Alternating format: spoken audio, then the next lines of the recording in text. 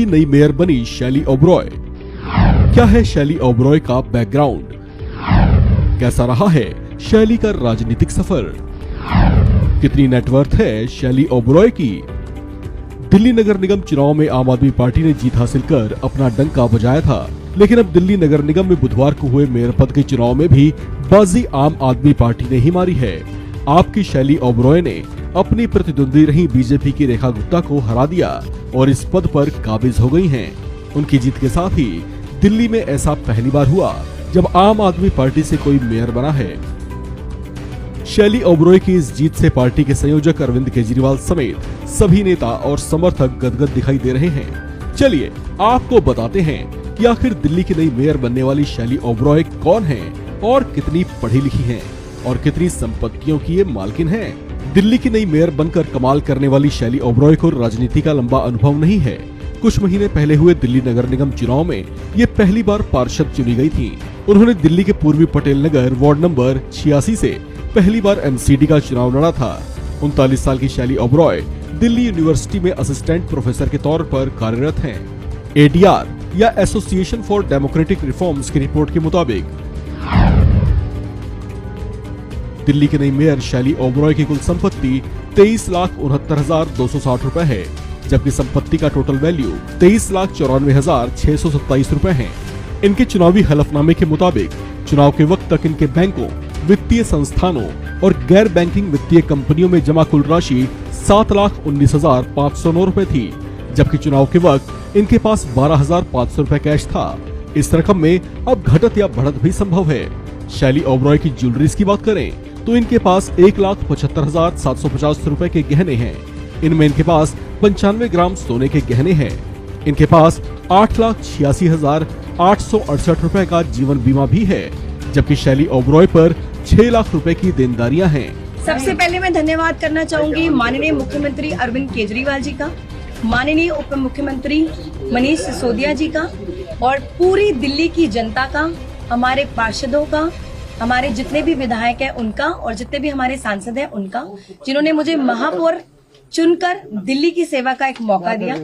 और कल से ही हमारी जो कार्रवाई है नगर निगम की उसकी शुरुआत होगी और कल से ही हमारे जितने पार्षद जो पहले से ही अपने वार्ड में काम कर रहे थे, कल ऑफिशियल तरीके से पूरी दिल्ली में काम शुरू हो जाएगा और साथ ही कूड़े के पहाड़ों की इंस्पेक्शन भी अगले 3 दिनों में हम लोग करेंगे। पेशे से दिल्ली यूनिवर्सिटी में असिस्टेंट प्रोफेसर के तौर पर काम करने वाली 39 वर्षीय शैली ओबरॉय ने पीएचडी की हुई है। पहली बार पार्षद चुने जाने के बाद उन्हें मेयर बनने का मौका भी मिल गया, जिसे इनके राजनीतिक करियर में एक बड़ा उछाल माना जा रहा है। नगर निगम चुनाव में महज 269 वोटों से जीतने वाली शैली ओबरॉय के लिए मेयर बनना किसी बड़ी अचीवमेंट से कम नहीं है। शैली ओबरॉय भारतीय वाणिज्य संघ की लाइफ टाइम मेंबर भी हैं। इन्होंने school of management studies IGNOU से दर्शन शास्त्र में डॉक्टरेट की है और गोल्ड मेडलिस्ट हैं। शैली ओबरॉय कई राष्ट्रीय और अंतर्राष्ट्रीय सम्मेलनों में सर्वश्रेष्ठ पेपर पुरस्कार से भी सम्मानित हो चुकी हैं। शैली ओबरॉय दिल्ली की नई मेयर बनी। बतौर मेयर उन्हें क्या क्या पावर्स मिली? मेयर बनने पर क्या क्या सुविधाएं मिलती हैं? दिल्ली नगर निगम चुनाव में आम आदमी पार्टी ने पहली बार मेयर पद को भी अपने नाम कर लिया है। इस बड़ी सफलता के साथ आम आदमी पार्टी की शैली ओबरॉय ने बतौर मेयर अपना पदभार ग्रहण कर लिया है। आपकी शैली ओबरॉय ने अपनी प्रतिद्वंदी रही बीजेपी की रेखा गुप्ता को करारी मात देते हुए इस पद पर काबिज हुई हैं। उनकी जीत को आम आदमी पार्टी के लिए बेहद अहम माना जा रहा है। इससे पहले आम आदमी पार्टी ने दिल्ली नगर निगम में भी पहली बार जीत का डंका बजाया था। अब मेयर पद को भी फतह करने के बाद पार्टी के संयोजक अरविंद केजरीवाल समेत पार्टी का शीर्ष नेतृत्व बेहद खुश दिखाई दे रहा है। चलिए अब आपको बताते हैं कि दिल्ली की नई मेयर बनने के बाद आपकी शैली ओबरॉय को बतौर मेयर कौन कौन सी शक्तियां मिल गई हैं और उन्हें मेयर के तौर पर कौन कौन सी सुविधाएं मिलेंगी। आपको बता दें कि मेयर शहर का फर्स्ट सिटीजन या पहला नागरिक होता है। शहर की देखरेख करने वाली और विकास कार्यों को देखने वाले नगर निगम का अध्यक्ष मेयर ही होता है।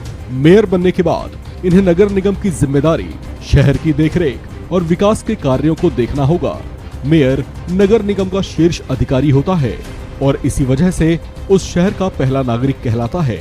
मेयर निगम के कार्यक्षेत्र में होने वाली सभी गतिविधियों का ध्यान रखते हैं और उनकी देखरेख भी करते हैं। ये अपने नगर में साफ सफाई, गलियों, सड़कों, नालियों और सैनिटाइजेशन से जुड़े इसी तरह के कई कामों को वे कर्मचारियों के जरिए करवाते हैं। हर नगर पालिका में एक महापौर या मेयर होता है और निगम की सभी कार्य सूची मेयर की रजामंदी से ही तैयार होती है। मेयर को नगर प्रशासक भी कहा जाता है। मेयर की सहमति से ही शहर में कहीं पर निर्माण कार्य आदि हो सकते हैं।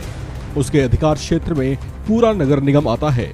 वैसे तो एमसीडी इलेक्शन 5 साल बाद होते हैं, लेकिन मेयर का कार्यकाल सिर्फ 1 साल के लिए ही होता है। कहीं कहीं तो पार्षदों की सर्वसम्मति के साथ मेयर चुन लिए जाते हैं, लेकिन कहीं कहीं पर इसके लिए चुनाव भी करवाए जाते हैं। इस पद के लिए योग्यता की शर्तों की बात करें तो नगर निगम के सर्वोच्च पद पर बैठने के लिए व्यक्ति की आयु 21 साल या उससे ज्यादा होनी चाहिए।